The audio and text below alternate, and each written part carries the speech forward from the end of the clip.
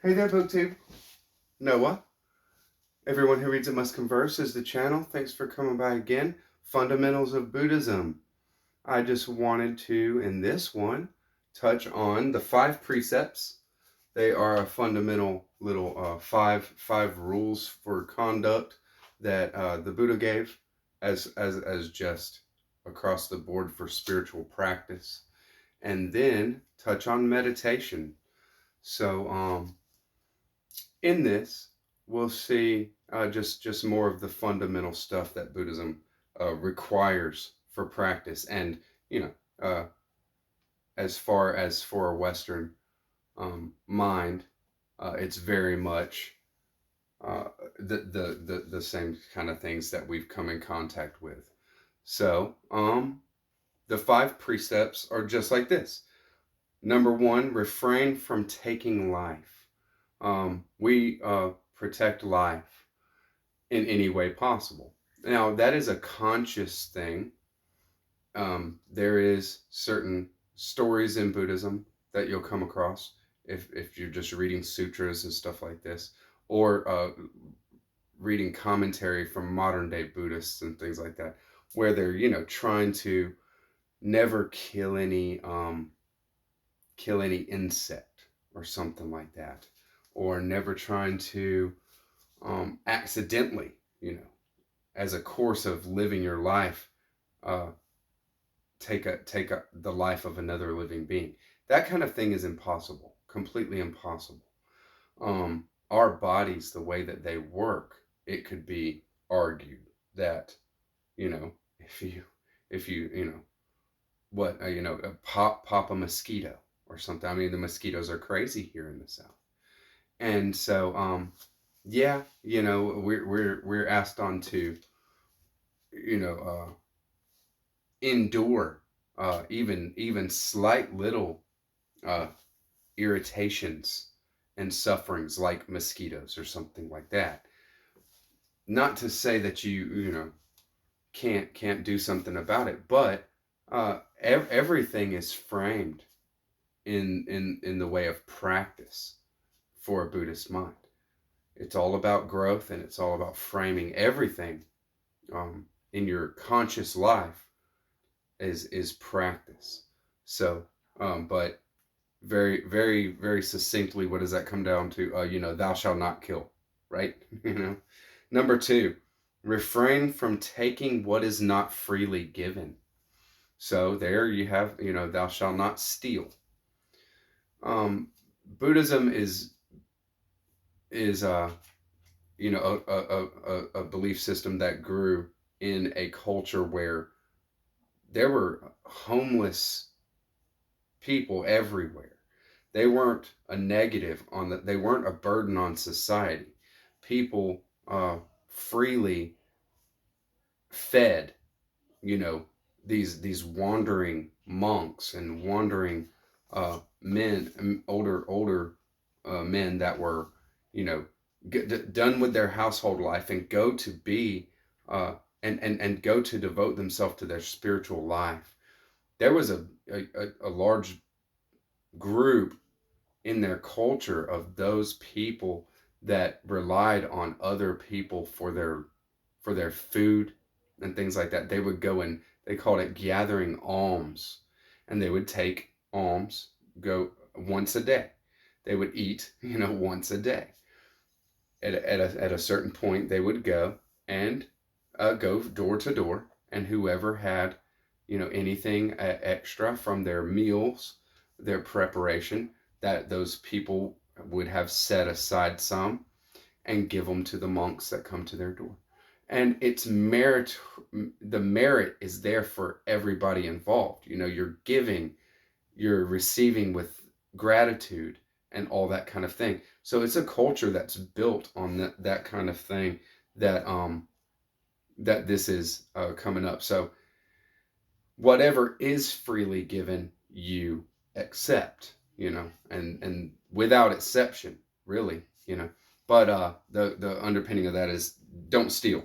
Number 3, refrain from the misuse of senses. Now that is going after sense gratification.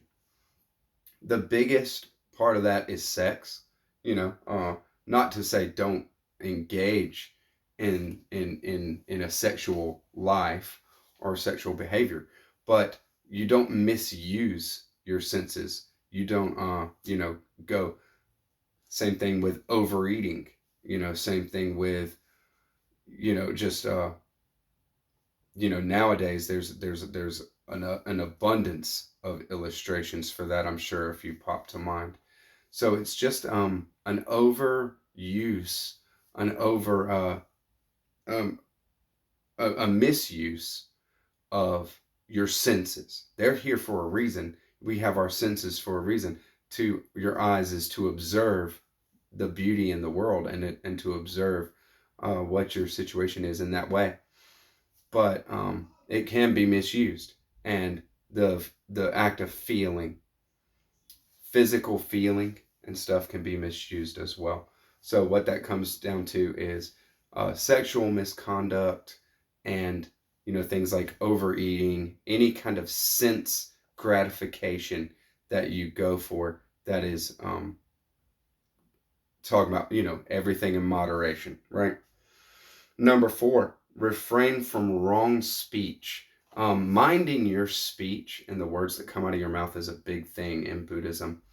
There's a lot of retreats, even modern day, that are silent retreats, where you really just refrain from talking altogether, because we talk enough, right? I mean, really, everybody speaks and says all kinds of things all day long. And the short way that this kind of works out is do not lie, right? But it's also gossip and frivolous speech that doesn't have any substance to it. That's what it is calling you to refrain from, is speech that doesn't have any substance to it. And at the farthest end of that spectrum is actively lying and bearing false witness against your fellow man, things like that.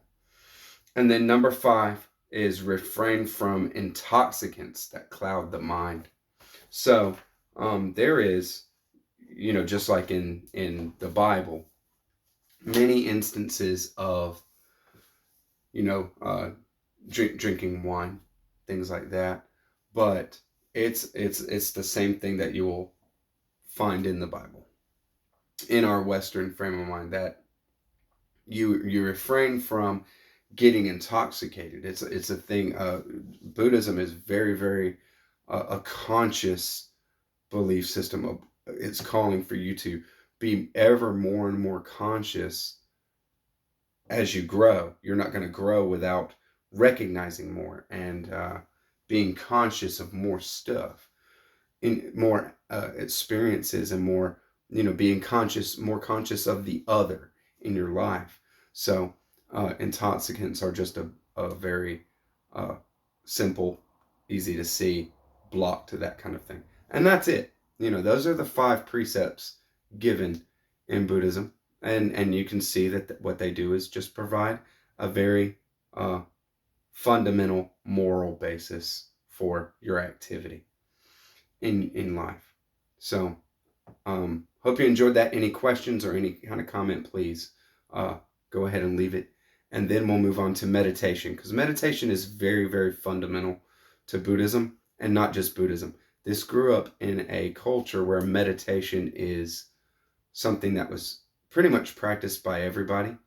And there was a large, I would say a large, maybe 20% of society that meditated every day for a large portion of the day. That was their primary practice. And meditation takes many different forms.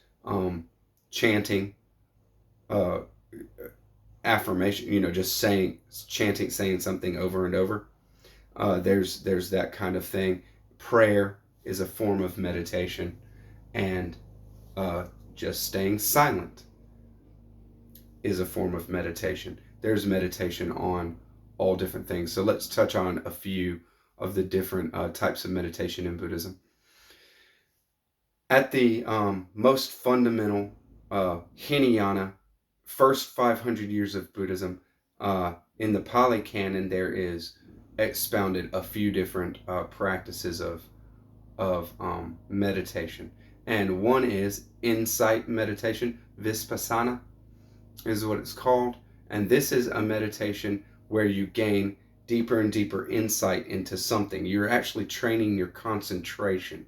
Now, it's not a way of concentrating the mind like we would think of, that maybe you're brainstorming and you keep your mind on one thing and you just, but it is kind of like concentration is a good word for it, but it's an inner concentration. So I can give an example of this type of meditation is like to meditate on an object, and they would say, oh, a disc of a certain color.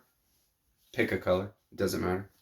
But a flame is a great example. So look at the flame. You sit in meditation, you relax your body, you take some deep breaths, and you let your body relax. You let your breath just flow in and out normally, not worrying about anything, and you just eyes open, focus on this flame, okay? And you do that for however long it takes.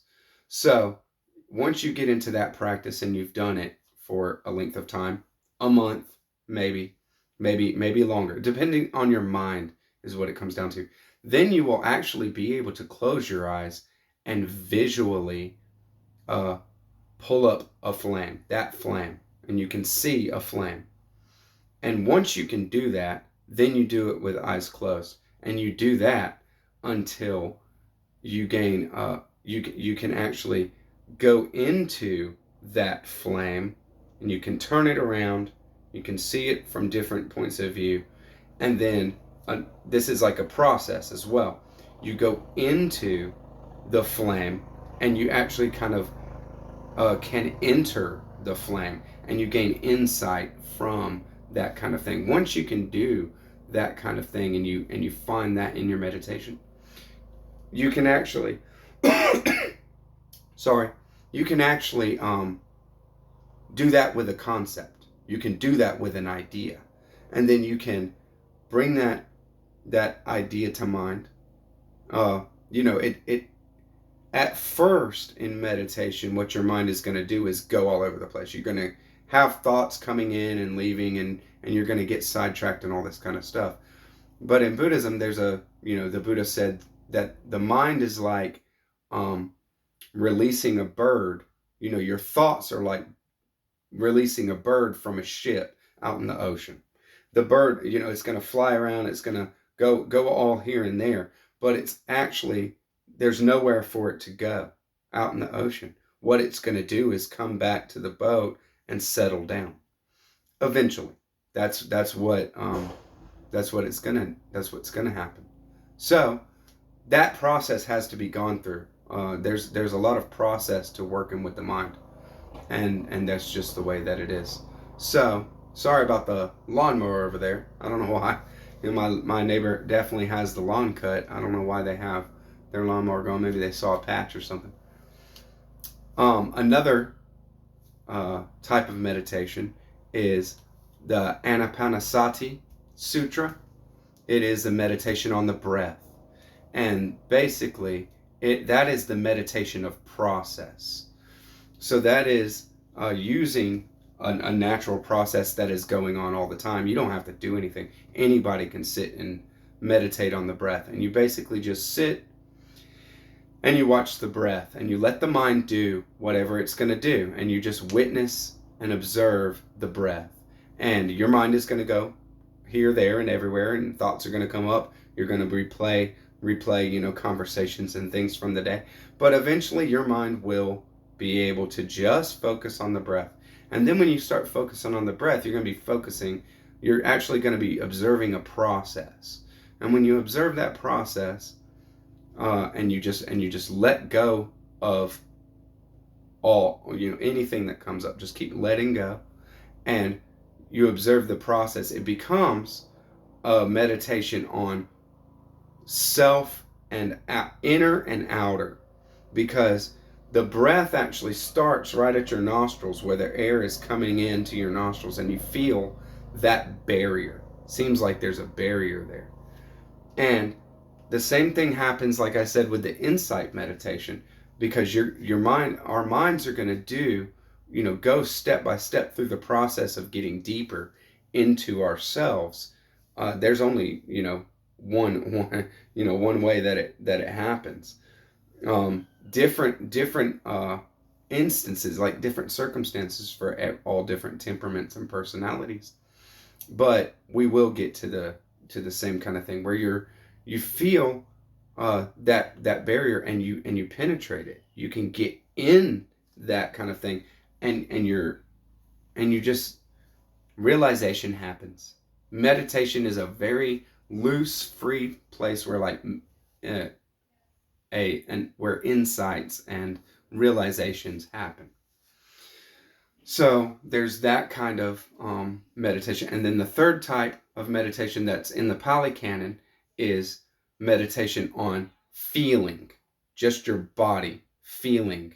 So basically you sit in meditation, and you do the same thing. You just free and let go and everything. And you're feeling your body's position.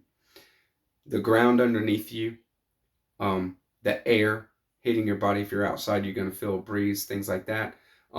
There's going to be just stuff that you feel. And that's going to get ever and ever more subtle. And after a little while of the same kind of process happening, you're going to be able to penetrate and go into that kind of thing, the feeling that your body is having in its position, just where it is, the sitting and its posture and all that. You're going to be able to go into that more and more deeply. Those kind of meditations are just the way that it is in the Pali Canon, the first iterations of Buddhist teaching. So there's all kinds of other meditations, especially through the different cultures that have embraced meditation. Zen is one that is definitely, has a lot of, it's a very disciplined and meditation focused. In Zen, the meditation cushion, like where you meditate at, that is your teacher. That is your, they call it a guru, a teacher. That is it. Meditation is your teacher, and they're very, very strict about it. And so it's a very meditation focused thing, and they will actually just meditate, on it. As you can see, you can pretty much meditate on anything. And what you're going to do is get once you get your mind to where you actually can go into something, then that object of your meditation can be changed. There are systems of meditation after what is the vajrayana, the third major formulation of Buddhism in Tibet and India, where they actually will meditate a lot of different chants, a lot of different things where they visualize and they chant certain things, and then they become one with certain archetypal Buddhas. They're Buddhas, but they're not not a historical figure. They are just archetypal of powers, like compassion, for example, or giving, generosity. So that will be personified. It will have a visual element associated with it, and they will pretty much do the same thing, but it will be very systematized. So hope this gave some insight to what meditation is to Buddhists, and any comments, questions about it, we'll go into it a little bit more. Just wanted to give the foundation before I start talking about different types of schools.